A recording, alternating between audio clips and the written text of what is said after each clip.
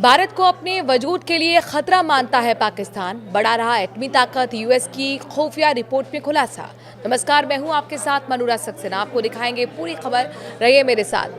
US defence intelligence agency ने खुलासा किया है। दरअसल सितंबर 2024 में तालिबान और पाकिस्तान सीमा बलों के बीच झड़प हुई, जिसमें 8 तालिबानी मारे गए। मार्च 2025 में दोनों ने एक दूसरे के क्षेत्र पर हवाई और तोपखाने से हमले किए। ऑपरेशन सिंदूर के बाद से पाकिस्तान काफ़ी दहशत में है और अब वो भारत को अपने वजूद के लिए बड़ा खतरा मानता है। पाकिस्तान चीन के सहयोग से अपनी न्यूक्लियर पावर को बढ़ाने में जुटा हुआ है। अमेरिका रक्षा खुफिया एजेंसियों ने 2025 को लेकर जारी अपने world wide threat assessment report में ये जानकारी दी है। अमेरिकी रक्षा खुफिया एजेंसी की रिपोर्ट में कहा गया है कि पाकिस्तानी सेना की प्राथमिकताएं क्षेत्रीय पड़ोसियों के साथ सीमा पर झड़पें, तहरीके तालिबान, पाकिस्तान, बलूच राष्ट्रवादी आतंकवादियों के बढ़ते हमलों के कारण परमाणु आधुनिकीकरण करने की संभावना है। रिपोर्ट में कहा गया है कि पाकिस्तान भारत को अपने अस्तित्व के लिए खतरा मानता है और भारत के पारंपरिक सैन्य लाभ को कम करने के लिए युद्ध के दौरान परमाणु हथियारों के विकास सहित अपने सैन्य आधुनिकीकरण के प्रयास को जारी रखेगा। रिपोर्ट में यह भी कहा गया है कि पाकिस्तान अपने परमाणु हथियारों का आधुनिकीकरण कर रहा है। पाकिस्तान बिचौलियों से खरीदता है सामूहिक विनाश के हथियार।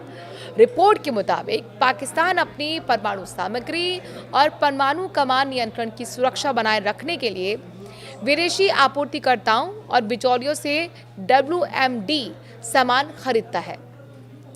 WMD का मतलब होता है सामूहिक विनाश के हथियार से इससे जोड़ा जाता है।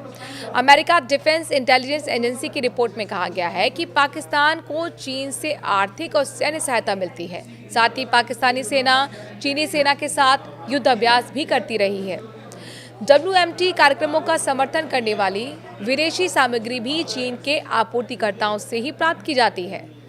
कभी कभी हांगकांग, सिंगापुर, तुर्की और संयुक्त अरब अमीरात के माध्यम से भेजी भी जाती है। ईरान से की सुलह, तालिबान से तनाव जारी। ईरान के साथ पाकिस्तान के संबंध पर रिपोर्ट कहती है कि पाकिस्तान और ईरान ने सीमा पर आतंकवादी हमलों के जवाब में जनवरी 2024 में एक दूसरे के क्षेत्र पर एक तरफा हवाई हमले करने के बाद तनाव को कम करने के लिए उच्च स्तरीय बैठकों सहित कई कदम उठाए हैं। सितंबर 2024 में तालिबान और पाकिस्तानी सीमा बलों के बीच सीमा चौकियों के साथ उनके पास झड़प हुई थी, जिनके कारण 8 तालिबानी लड़ाके मारे गए थे। मार्च 2025 में पाकिस्तान और अफगानिस्तान ने एक दूसरे के क्षेत्र पे जाकर हवाई हमले किए, तोपखाने से हमले किए, जिनमें कथित तौर पर आतंकवादी ढांचे को लक्ष्य बनाया गया था। और इन्हीं सब गहमा-गहमी के बीच अब परमाणु ठिकानों को और भी बड़ा करने की कोशिश, परमाणु कार्यक्रमों को आगे बढ़ाने की कोशिश पाकिस्तान कर रहा है।